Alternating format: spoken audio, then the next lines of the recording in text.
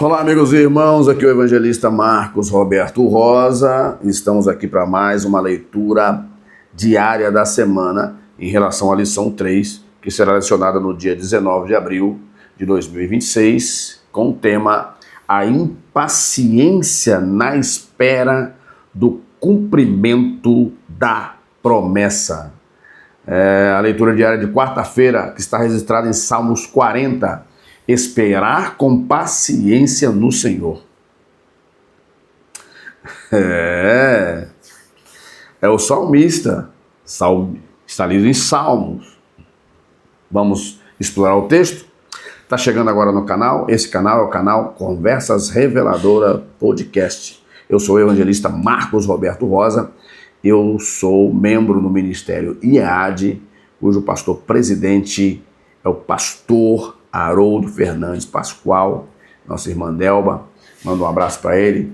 Todo o campo do Ministério IEAD é Primeira Igreja Evangélica Assembleia de Deus de Itaoca Pedra, Espírito Santo, Brasil.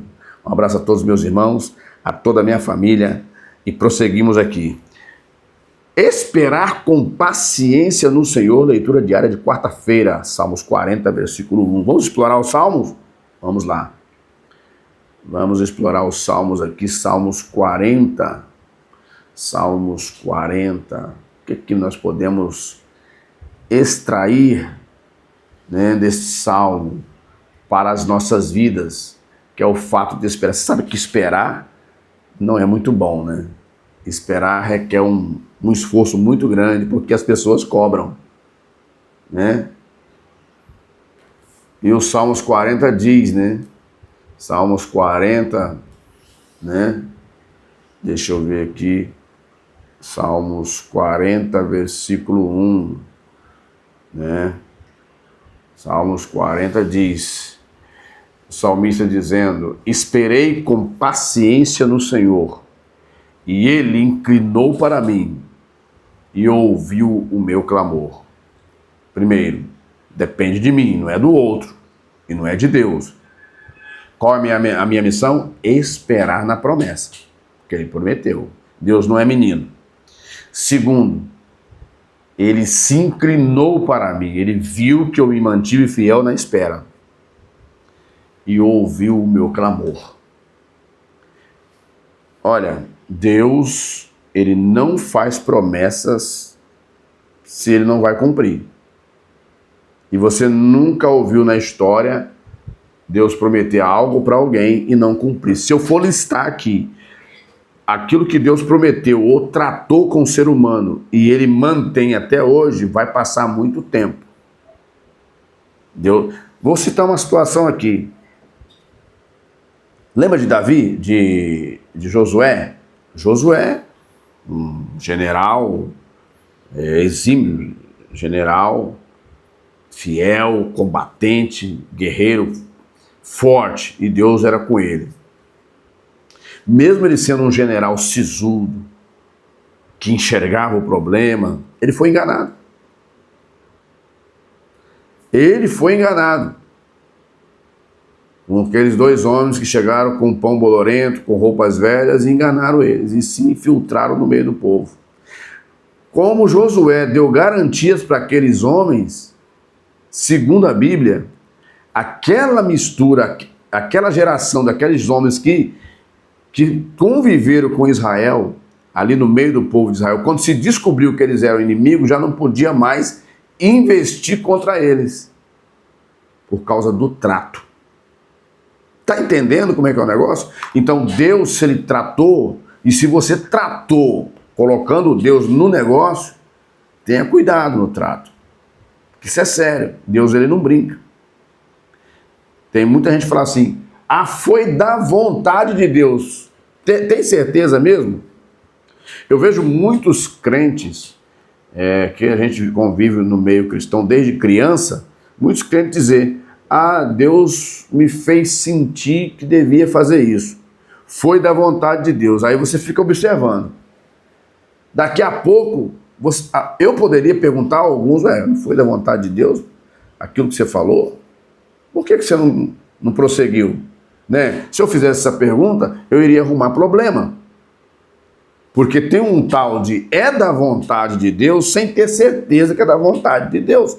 Há casos que nós tomamos decisões, enfiamos Deus no meio e Deus não está no negócio. Ele não autorizou, ele não permitiu, não foi buscado. Há situações que muitos de nós não buscamos ao Senhor para tomarmos nossas decisões.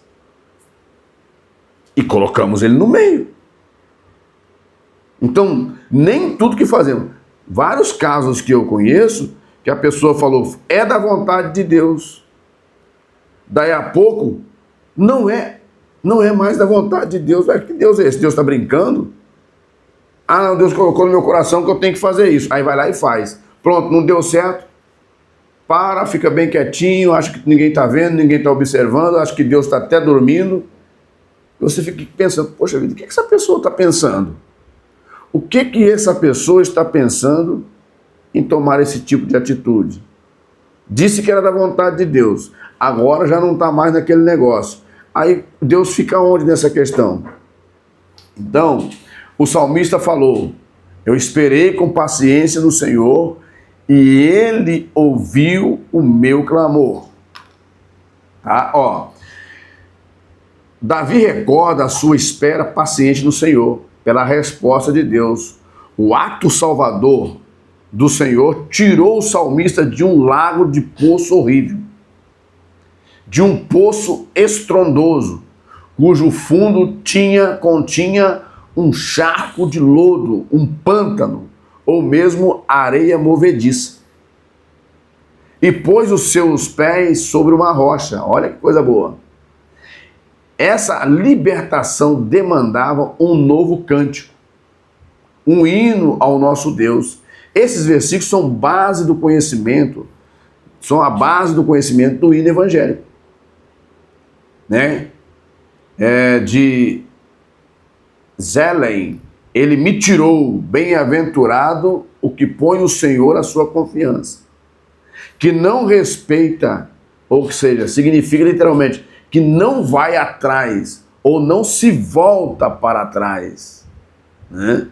O cântico de louvor se funde em um hino de adoração, exaltando as maravilhas de Deus, que Deus tem operado, e os pensamentos e seus desígnios são benevolentes, e que tem para o seu povo coisas muito mais excelentes. Ou seja, Davi louva a Deus por ter esperado no Senhor e o Senhor ter ouvido o seu clamor. Se você ver, versículo 5, muitos são, Senhor meu Deus, as maravilhas que tu tens operado para conosco. Os teus pensamentos não se podem contar diante de ti. E se eu quisera anunciar e deles falar, são mais do que se podem contar. Isso aqui é uma alegria em que o salmista está, porque você sabe que Davi passou perrengue. Ele recebe a unção para ser rei. Mas você acha que ele sentou no trono amanhã? Ou 2 horas depois? Ou 30 dias depois que ele recebeu a unção para ser rei? Não. Ele levou cerca de 20 anos para poder sentar no trono.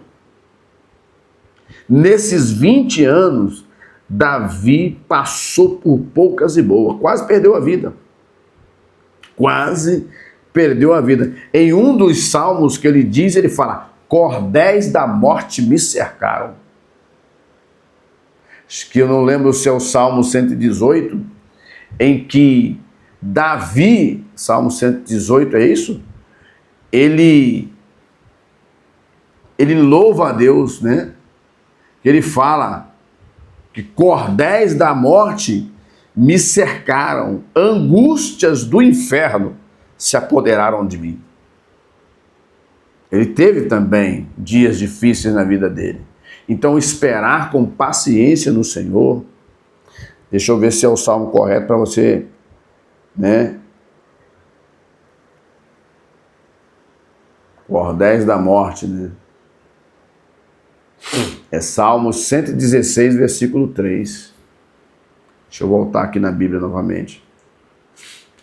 Eu falei 118, é 116. E o versículo 3. Né? Porque, olha só.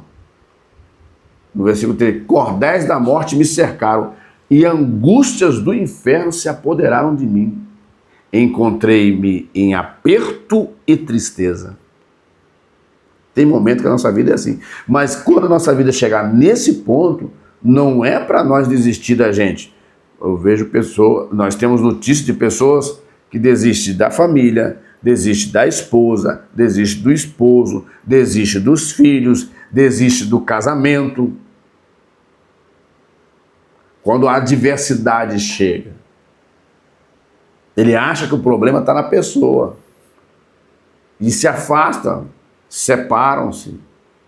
E eu vejo muita gente sustentando o divórcio aí, achando que o divórcio é a cura para muitas relações. Existem muitas coisas que precisam ser analisadas, mas nem sempre é a cura. Entende? Traz dores, angústias terríveis. Ele diz, então invoquei o nome do Senhor, dizendo, ó Senhor, livra a minha alma.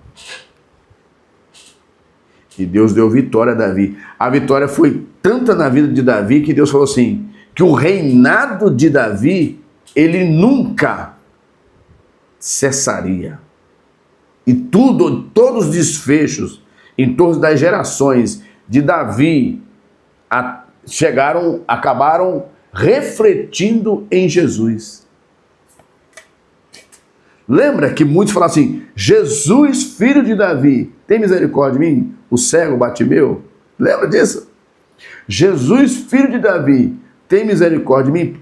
Quando ele fala assim, ele está falando de que Jesus ele é da linhagem de Davi. E Deus é tremendo, né? Então, espera com paciência.